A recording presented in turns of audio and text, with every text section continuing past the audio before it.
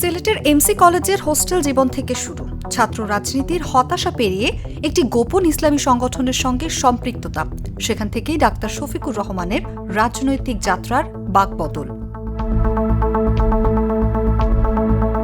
কয়েক বছর ছাত্র শিবির করার পর ১৯৮৪ সালে আনুষ্ঠানিকভাবে জামায়াতে ইসলামীতে যোগ দেন তিনি।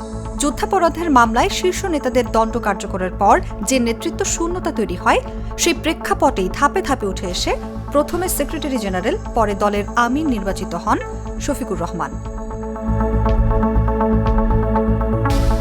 পর্যবেক্ষকদের মতে তার নেতৃত্বে দলটি কেবল সাংগঠনিক পুনর্গঠনই করেনি, বরং ঐতিহ্যগত সীমা পেরিয়ে ভিন্ন সামাজিক গোষ্ঠীর কাছে পৌঁছানোর কৌশলও নিয়েছে, যা জামায়াতের রাজনীতিতে নতুন এক অধ্যায়ের ইঙ্গিত দিচ্ছে। ১৯৫৮ সালের ৩১ অক্টোবর মৌলভীবাজারের কুলাউড়ায় জন্মগ্রহণ করেন ডাক্তার শফিকুর রহমান। তিনি ১৯৭৪ সালে এসএসসি পাশ করেছিলেন, কিন্তু এর আগে ১৯৭৩ সালে তিনি জাসদ ছাত্রলীগে যোগদান করেছিলেন বলে দলের ওয়েবসাইটে উল্লেখ রয়েছে।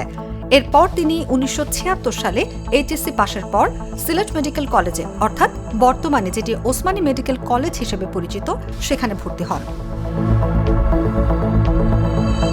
দলের তথ্য অনুযায়ী ১৯৮৩ সালে এমবিবিএস ডিগ্রি লাভের পর পুরোপুরি রাজনীতিতে মনোনিবেশ করেন ডাক্তার শফিকুর রহমান এবং তিনি দলটিতে আনুষ্ঠানিকভাবে যোগ দেন ১৯৮৪ সালে। এরপর তিনি সিলেট শহর, জেলা ও মহানগর আমিরের দায়িত্ব পালনের পর ২০১৬ সাল থেকে ২০১৯ সাল পর্যন্ত দলটির সেক্রেটারি জেনারেল ছিলেন। তবে এর মধ্যে ২০১০ সালের জুনে জামায়াতের তখনকার সেক্রেটারি জেনারেল আলী আহসান মোহাম্মদ মুজাহিদ এবং ভারপ্রাপ্ত secretary general ATM Azharul Islam যুদ্ধাপরাধের মামলায় আটক হওয়ার পর ২০১১ সালের সেপ্টেম্বরে ভারপ্রাপ্ত সেক্রেটারি জেনারেলের দায়িত্ব পান তখনকার সহকারী সেক্রেটারি জেনারেল শফিকুর রহমান। এরপর ২০১৯ সালের নভেম্বরে তিনি জামায়াতের রুকনদের প্রত্যক্ষ ভোটে প্রথমবারের মতো ২ বছর মেয়াদের জন্য দলটির আমির নির্বাচিত হন। পরে ২০২৩ সালে ও ২০২৫ সালে আবারও আমির নির্বাচিত হয়ে দায়িত্ব পালন করছেন তিনি।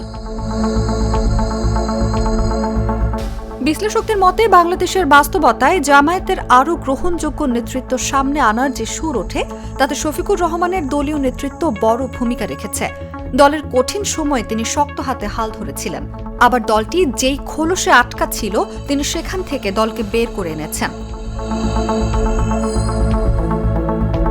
তার নেতৃত্বেই দলটি সবার জন্য উন্মুক্ত হওয়ার পর্যায়ে এসেছে, এমনকি সংখ্যালঘুদের ও কিছু মুক্তিযোদ্ধাকেও তিনি দলে এনেছেন। এটি জামায়াতের ইতিহাসেরই একটি উল্লেখযোগ্য ধাপ বলে মত বিশ্লেষকদের।